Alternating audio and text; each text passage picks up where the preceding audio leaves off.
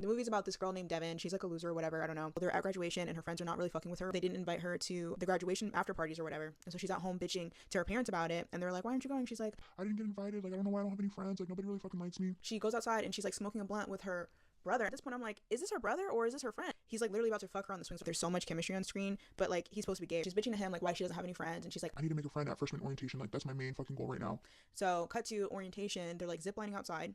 This girl comes in late, this blonde chick. Everyone's like, I love your tattoos, like you're so edgy. She's like white trash or something. Devin's like missing all the red flags because she's so desperate for a friend at this point. She asks Celeste to be her roommate, and Celeste is like, I need more than a best friend, like I need a ride or die bitch, like I need a bitch that's gonna bury a body with me. And Devin's like, yeah, fuck yeah, I'll bury a body, I'll bring the duct tape and everything, bitch. Like she's trying to be cool as fuck. And they go to a frat house party later on that night. Devin goes to like the kitchen at some point and she meets this super cute guy. They're vibing, they're getting to know each other. It's like very weird because he's like cooking fried rice at a frisbee party. To me, I'm like, okay, he's obviously a loser, but Devin can't tell that because she's never had a friend. Next day, they are like hanging out on the quad or whatever, and they're like, oh, we need to buy the tickets for spring break, you guys should come. And Celeste is like, oh, I don't have the money, but Devin, can you put on your credit card and I'll pay you back, I swear. And Devin's like, okay. I'm like, bitch, that's like $4K that you're forking up right now for a bitch you just met. Then she goes next day to class, and guess who the fuck's in her class? It's that guy from the party. He's the fucking TA at her class. Like, this is like red flag. Like, he's a fucking weirdo. Like, probably should stop talking to him. She's not catching these things. Cut to like sometime later, they're all studying for like midterms or something in the library, and Celeste is like sick as fuck, and she's like, I have this paper to do. And Devin's like, I'll write the paper for you, like just go home and sleep it off. and she's like, Okay, you should probably not come to the dorm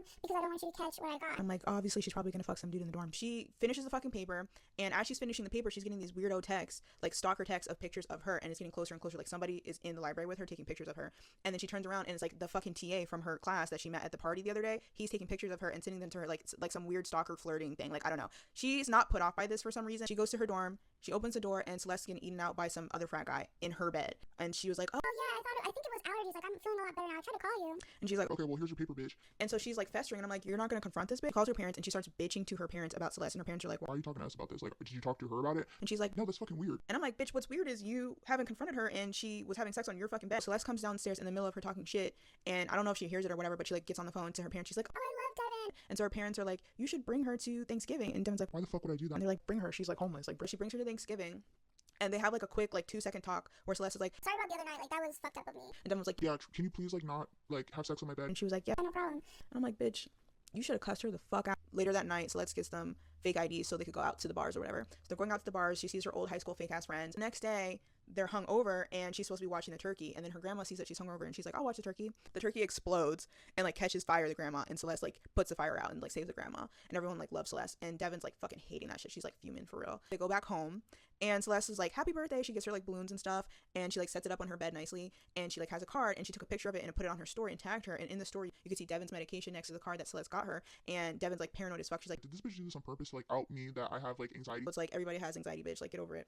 So she goes to the RA, and she's like, hey, Hey, can I switch roommates? Like, I'm not getting along with this bitch. and the RA's like, no, you guys need to solve it yourself. The way the movie is framed, it's like a story that the current dean is telling these two students in the future about, because they're having issues with each other, and she's like, you want to hear about shitty roommates? I got a story to tell you, bitch. And the story is about Devin and Celeste. So that's in the future. So they keep cutting back and forth between the two current students that are having the problem and the story of the movie that I'm telling you right now. It just keeps throwing me off because like the acting is really horrible. Like the dean's cursing, she's trying to be hip and cool. Like every adult in this movie is suffering from like cool mom syndrome. Like they all are trying to like fit in with the kids. And you can tell they're acting literally like school play. At this point, Celeste has done numerous things where she's like crossing boundaries. She like takes a video of Celeste while she's singing in the shower, and she like rips open the curtain, and she's like filming her naked and shit. She's like wearing her clothes. She's fucking dude in her bed. She's making her do her homework. She hasn't paid her back for shit. Like all this stuff is going on. And Devin hasn't said a fucking word to her this entire time. She hasn't really said anything. And I'm like, you need to get it back on, bitch. Like really get it together, because you're literally like spiraling right now. At one point, they like go to this other frat house where it's like white trash themed. And Celeste invites Devin's brother, the gay one, that is like in love with his sister. They're at the party having a fun time. The TA comes to the party because like that's like his frat house or whatever, and he's like in a suit, and she's like, Oh, why are you wearing your suit? You look nice. and he's like, oh, I just came from a funeral. It's my dad's friend. He died. And instead of asking the dude if he's okay or anything, she literally is like, Anyway, about me. and she starts talking about like her competition and shit. And it's like, do you give a fuck about this dude? Like, you have a crush on him. You don't ask him a single fucking question about the funeral he just flew in from. He's literally still in the funeral attire. She literally cuts it from that to then be like, Yeah, you should change. Like, you should get a costume. and he's like, okay. So they go upstairs to like look for a costume for him, and everyone thinking they're going upstairs to like go fuck or whatever. she's like playing around in his clothes or whatever. They have like kind of a moment and she kisses him. And somebody interrupts them and they're like, your brother, he's like drunk as fuck downstairs, like he's throwing up. So she goes downstairs and he's like, oh yeah, Celeste gave me Molly, I'm like really sick. And so she goes to confront Celeste and she's like, why the fuck did you give my brother Molly? and Celeste's like, I didn't give your brother Molly, I gave him Dramamine and I told him it was Molly so he would take it. and she was like, What the fuck? What are you talking about? Like, what? and so you don't really know if Celeste's lying or not, or if Devon's paranoid. Their feelings are like festering at this point. Celeste keeps doing more and more things and Devon has not said a single word to her this entire time or put that bitch in her place or nothing. So it's just getting worse and worse. They're both like kind of resenting each other. So cut to spring break. She's like miserable. She's literally like moping around like a fucking dark cloud at the fucking spring break party. They're like at a pool party where they're doing karaoke, like it's lit. Celeste like goes up to talk to her and she's like, Yeah, your brother told me that he's like gay. He like came up to me, I just wanted you to know that. and she was like, Oh, okay, well, thank you for telling me. Like, I already knew that, bitch. Like, but thank you. Devon's like, By the way, you still owe me like 2K. Are you gonna fucking send me that? Like, what the fuck? and Celeste is like, Thanks for letting me know at this fucking party. Like, thanks for bringing down the mood. Like, obviously I don't have the money or else I would have given it to you. I don't have it. Like, I'm broke. I'm fucking white trash. and so she like fucks off. Devon then gets creepy fucking stalker texts of pictures of her and it's the fucking TA. He's like across the party and he sees her. He's doing the stalker shit again. And so she goes over there and she's like flirting with him. And she gets interrupted because they call her up for the karaoke at the front of the stage. And she's like, I didn't sign up for that. and he was like, somebody must have signed you up for it. So they force her to go on stage and sing karaoke. And it's clear that Celeste like set her up to make her look fucking stupid because she's super shy. And so she's kind of bombing at first. And then she starts feeling it a little bit more. And then people are starting to fuck with her and her singing. And so she's like getting into it. And Celeste like clearly pissed off about it. And so she goes over to the TA and she starts flirting with him while Devon's on stage and she starts making out with him in front of her. Celeste knows that Devon likes him because she like told Devon's entire family that she likes the TA. Like she's like, oh my gosh, she's like in love with him. So it's like she's a fake ass bitch for that. So then it cuts to she's like going home, sad as fuck, depressed, like, Why would she steal my nigga? Like, what?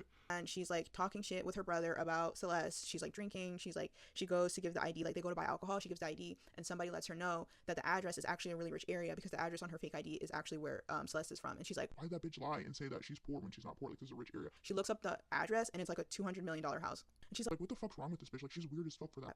so she's still like bitching with her brother about it. And her brother, he like comes out to her and he's like, Like, hey, by the way, I'm gay. I just, like, you know, I don't want you to feel any differently about me knowing that. and she's like, Yeah, Loki kind of knew that. Like, I don't give a fuck. Like, but you're still my brother. and he's like, Good, because I don't want you to see me any differently. and then she's immediately like, Anyway, so about Celeste. doesn't give a fuck about her brother. Don't ask him any further questions about being gay. Nothing at all. Do you like anyone? What's going on? Have you told anyone else? She doesn't ask him a single other question. That's the main reason why I can't really like give a fuck about what's going on with Devon and about like how grimy Celeste is doing her, because Devon is also insufferable. So Celeste has that the architecture competition, and so she proceeds to turn her architecture project for the competition to be a vehicle to out Celeste and like air out all her grievances with Celeste at this like TED Talk competition shit. She's like, Yeah, I have this roommate named Celeste, so this doll represents Celeste. Maybe I shouldn't have used her real name, but whatever, I don't give a fuck. And this other doll is me. And Celeste, my roommate, she's such a bitch. Like, she goes through all my clothes, so I would like raise the dresser so she can't reach her grubby little thief hands into my clothes. And then Celeste, she fucks some dude in my bed, so I would have Murphy bed so she can't fuck a dude in my bed. And then, you know what else? Celeste, she's like super rich and she like pretended that she wasn't rich, so I'm gonna put a partition wall so I don't want to hear any more lies from Celeste. and that's her presentation. Like, you should have failed for that. Like, that wasn't even good architecture. Like, and so everyone's like cheering her on or whatever for some reason, and Celeste obviously embarrassed. She goes back to the dorm and they're like, are you gonna be good? And she's like, yeah, I can handle it. Like, she gets her confidence back, and she finally like gets all that shit off her chest. She goes in her room and Celeste's not there. She packed all her shit out and she moved. And I'm like, yeah, bitch, you should have done that. You should have been the one to pack your shit up and move months ago. I don't know what the fuck. She goes to sleep. She wakes up. She misses like 20 calls from her brother, and he's crying hysterical on the phone because somebody made a promposal at his school asking his best friend, so basically outing him at school. He's literally hysterical crying. He's like, can you please come here and help? Like, can you please, like, I need you. And she's like, Oh shit, like I have fucking finals like today, so like maybe I can come later. Like, I don't give a fuck. your brother is about to fucking off himself in front of his entire school in the hallway because he got outed, and you don't give a fuck at all. She doesn't even confront Celeste after that. She fucking is like continuing to study for her final, and she's like walking around the hallway like reciting her like study guide or whatever, and she overhears Celeste talking shit about her. Celeste like kind of moves into the RA room and she's like, I can't believe she did that. Like, she's such a bitch. Like, instead of talking to me about it, she fucking outs my shit in front of everyone in the school. Devon busts open the door and is like, What the fuck did you say, bitch? and they start arguing, and she was like, Did you fucking out my brother at school? and she was Like, what the fuck are you talking about? No, I didn't. and she was like, let me go through your fucking bag. She opens her bag and it's like spray paint cans that like clearly Celeste like outed his ass. And so they start fighting. She was like, Why did you kiss him? Like, why'd you kiss him? she was like, You thought we just kissed? I've been fucking that dude. I've been fucking him all year. He doesn't even like you. but my thing is like, okay, yeah, he doesn't like her, but why is he sending her stalker text? He's trying to fuck on Celeste, and he's also trying to set it up so he can fuck on Devon later on. That wasn't a flex because he's like a loser. You know what I'm saying? Like, you guys are fighting over a loser TA, but okay. And so when Devin hears that shit, she freaks the fuck out and she grabs this fucking torch that the RA had in her room. She like looks over and she's like panicking and she fucking burns Celeste's stuff and everything catches fire in the room. Bitch burns the entire fucking dorm room down. They're evacuating everyone, and instead of evacuating, Celeste and Devin continue the fucking argument out in the hallway, and they're like arguing. She's like, why did you lie about being poor? and Celeste is like, Because like people think your life's good and my life sucks. she's like, Why didn't you tell me that? I would have been there for you. no the fuck you wouldn't. You haven't been there for the TA guy that you have a crush on, and you haven't been there for your gay brother like that you actually give a fuck about. So I know damn well you wouldn't be there for Celeste. But okay, the rest of the movie is fucking dumb. Basically, Celeste got cut out from her parents after that, and Devin goes to prison. Her bunkmate in prison ends up being Megan Thee Stallion. They like get along apparently or whatever, so they're like having a fun time in prison. Devin and Megan Thee Stallion, they get out of prison early for good behavior, and then they start an architecture firm, and it's like, no the fuck they didn't. I don't think you could get your fucking license if you went to prison for arson. I don't even think they would let you back into another university if you burned down your last university. So it's like clear that this movie was written by somebody who's never talked to another human being, let alone go to fucking college. Like every single adult I feel like you could replace with Adam Sandler and it would make more sense. This is why I don't watch Netflix movies, but I don't know if you guys watched it. Like if you watched it, let me know what you think. Maybe I'm tripping.